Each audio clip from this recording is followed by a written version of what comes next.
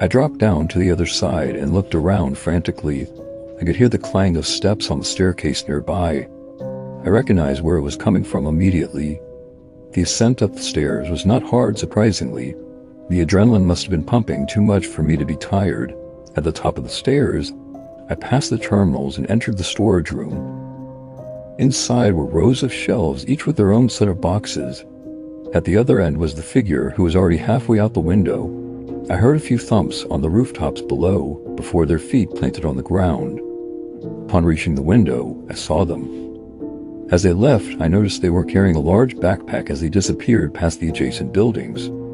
I turned back to leave the room and kicked something in the process. I looked down to see the mechanical parts strewn about on the floor. On the shelves were open boxes that looked to have been ripped apart quickly. They had stolen some of the machinery.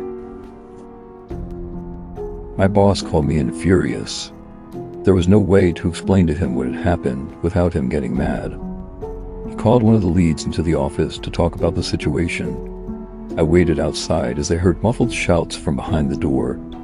They finally emerged and told me what they had decided. "You're not fired, but you will be if you don't do something," my boss said. The lead, whose name was Jim, escorted me back to my area. Jim was an all work and no play type of guy. He always obsessed over how to get the job done, much to the dismay of his coworkers. His arm was over my shoulder as he recounted how he made many of the machines by hand. He had a great interest in them, going as far as to say they were his children. He told me he would look into the case and get back to me on what we should do. I went back to my work and let him take care of the rest.